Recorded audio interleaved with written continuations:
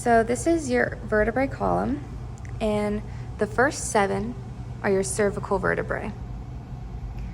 So 1, 2, 3, 4, 5, 6, 7. These are C1, which is the first cervical vertebrae number 1, down to C7, cervical vertebrae number 7. The next 12 are your thoracic vertebrae. So it's going to go T1, 2, 3, 4, 5, 6, 7, 8, 9, 10, 11, 12. T12. These are your thoracic vertebrae. And then after that, you will have 5 lumbar vertebrae. So it goes L1, 2, 3, 4, and 5. That's your 5 lumbar vertebrae. Next, you have your sacrum, which is 5 fused bones. That's all you need to know for your sacrum. And then at the bottom, you have your coccyx, and that is 4 fused bones. So C1 of your vertebrae is cervical vertebrae number 1, and that's your atlas. And you can kind of remember this because it's named after the great Atlas who was forced to carry the heavens in Greek mythology. And he's typically pictured carrying the globe, and so our atlas supports the globe of our head. Cervical vertebrae number 2, which is C2, is the axis.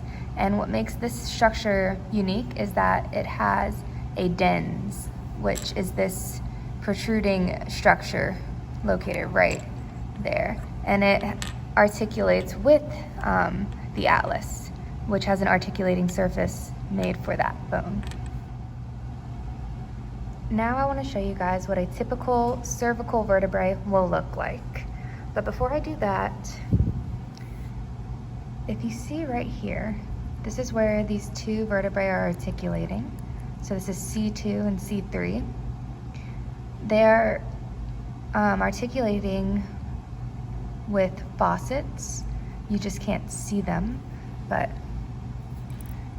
so if this was right here, which is basically how it will be laid out, this smooth face is the faucet that's articulating with the other vertebrae.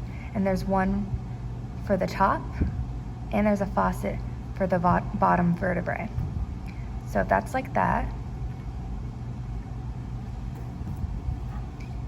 right here is your inferior process. That's leading up to the inferior vertebrae. And right up here is your superior process, the area of this vertebrae that's leading up to the superior vertebrae.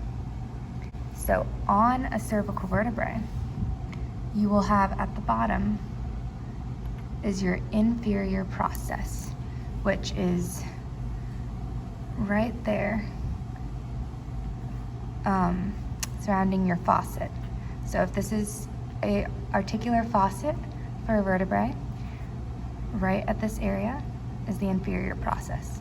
And if this is the faucet for the superior vertebrae, right below that will be your superior process. Okay? So, superior process, inferior process. So, if this is your cervical vertebrae, sitting inside of your vertebral column, just like this, we're just gonna pretend like we're gonna take it out. And so you're still looking at it from a posterior aspect, okay? And we're just gonna flip it so that you can see its superior aspect. And now I like to look at it like this. So right up here is the spinal process, and your typical cervical vertebrae will have a characteristic of a forked spinal process. You see this little area, it looks like a little fork. The cervical vertebrae do not have articular faucets for ribs. The first vertebrae that articulates with a rib will be the thoracic vertebrae number 1. So there are no faucets for ribs on the cervical vertebrae. However, there are faucets for other vertebrae. This area right here is the arch of the vertebrae. And the arch consists of 2 structures you'll need to know. So right here, this smooth area is the lamina, and it's on both sides. This is the lamina. Right here, these little areas right there, this is the pedicle of the vertebrae, of the arch of the vertebrae. And this thick region right here, that is the body. The body is also known as the centrum of the vertebrae.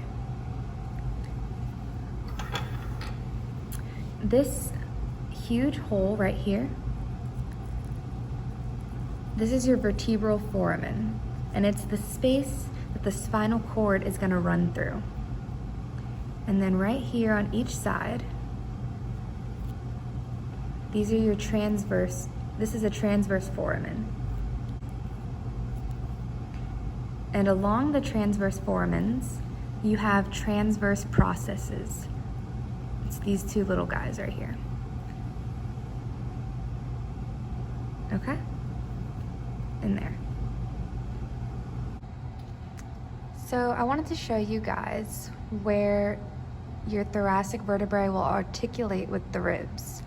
So up here are your cervical vertebrae. And this last vertebrae right here is going to be your thoracic vertebrae, the beginning of that. So up here is cervical vertebrae number 7, and this is thoracic vertebrae number 1. As you can see, it starts articulating with your ribs, and it goes all the way down until it hits thoracic vertebrae number 12. Okay? And that is the end of where there will be articulating faucets for ribs. But let's just zero in on one of your typical thoracic vertebrae. And if you'll see this area, this red dot, this is going to be the transverse process. And the transverse process will have a faucet that articulates with the rib. And that's going to be one of your articulating faucets for your ribs. And once again, this is the common theme between all the vertebrae. They all have a superior and inferior process that is kind of surrounding the faucets of each vertebrae that articulate with the superior and inferior vertebrae. So right here will be your superior process. Right here. And then down here will be your inferior process, because here's the superior process, and you can't see it because it's articulating with the superior vertebrae, but there's a faucet on both of these vertebrae that connect them. So here's the superior process, and then here is your inferior process, and then here is your transverse process. So this is basically the way this vertebrae is gonna sit right in there. And here is a view of the faucet that's articulating with a superior vertebrae. And if I just turn it around, you can see right there, those smooth faces right here, that are your other faucets that will articulate with the inferior vertebrae. And if you just look right here, this transverse process, just like right there, is articulating with this rib. So there's a smooth faucet right here, and that is the articular faucet that will articulate with a rib. So if this is how a typical thoracic vertebrae will sit within the vertebral column, we're just gonna pretend that we're gonna pop it out and continue to look at it from a posterior aspect. Once again, here is the transverse processes,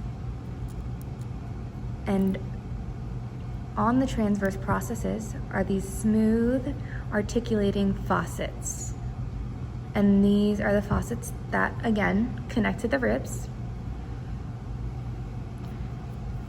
Up here is a faucet as well that's going to connect to the superior vertebrae. And right here will be your superior process. Down here, again, are your faucets that connect to the inferior vertebrae. So, right here is your inferior process. This guy right here, that's going to be your spinous process. So now, let's look at the vertebrae from a superior aspect, and let's flip it around to make it just a little easier. So, this is the body of the vertebrae. And the unique characteristic of a thoracic vertebrae is that it is a heart-shaped body. If you can see that, it kind of makes a little heart. It goes in right there. Every vertebrae has a vertebral foramen for the spinal cord. And then each vertebrae also has, an arch. So if this is your vertebral foramen, this is the arch of the vertebrae. And this area right here is the pedicle of the arch. So it's just kind of like the two columns, or actually pedicles, of this arch. And then this smooth area that makes up the actual arch of the vertebral arch, that's your lamina. And once again, the body of the vertebrae is also known as the centrum. Alrighty, so this is your lumbar vertebrae disarticulated, and this is the, orientation that it'll be located within the vertebral column. And so we're just gonna take it out as well. And so here are the smooth faucets of the vertebrae, right here. These are not the articular faucets that connect it to the ribs. So if this is your superior articular faucet for the vertebrae, then right here is your superior process on both sides. And then if this is your inferior articular faucets for the inferior vertebrae, then this is your inferior process. This area that juts out is also called your spinous process. This is the body of the vertebrae. And the unique characteristic of a typical lumbar vertebrae is that it's kind of a kidney shape. And let me just compare it to your thoracic vertebrae, which is more of a heart. This has more of a kidney shape, okay? So there it kind of looks more of a kidney, and this looks like a heart. And another characteristic that they kind of point out is that if you kind of look at this vertebral foramen, just kind of look at them and compare them, your thoracic vertebrae is going to have more of a circular shaped vertebral foramen, while your lumbar vertebrae is going to have a triangle shape. And your cervical vertebrae, although obviously way smaller, is going to have a triangle shape, just like your lumbar vertebrae. But one way I would remember it is that the thoracic vertebrae, it has the letter O in thoracic. So since it has the letter O, its vertebral foramen is in the shape of an O. And then one way I would remember this lumbar vertebrae is if you kind of look at this spinous process and each of these transverse processes, you can kind of see that it makes this L shape, because it's a 90-degree angle. And lumbar obviously starts with the letter L. And that's basically how I remembered. If I saw this vertebrae, oh, that's a lumbar vertebrae. It has an L shape went between the spinous and the transverse processes. So, anyways, these are your transverse processes, and there are no articulating faucets for ribs because your ribs only connect to your thoracic vertebrae, T1 to T12. However, let's see. This is the pedicles of the vertebral arch. Once again, the vertebral arch is the upper portion of the vertebral foramen. And if these are your pedicles at the bottom, the kind of legs of the arch, this is the smooth area up here. This is the lamina. And this is your centrum or body of the vertebrae.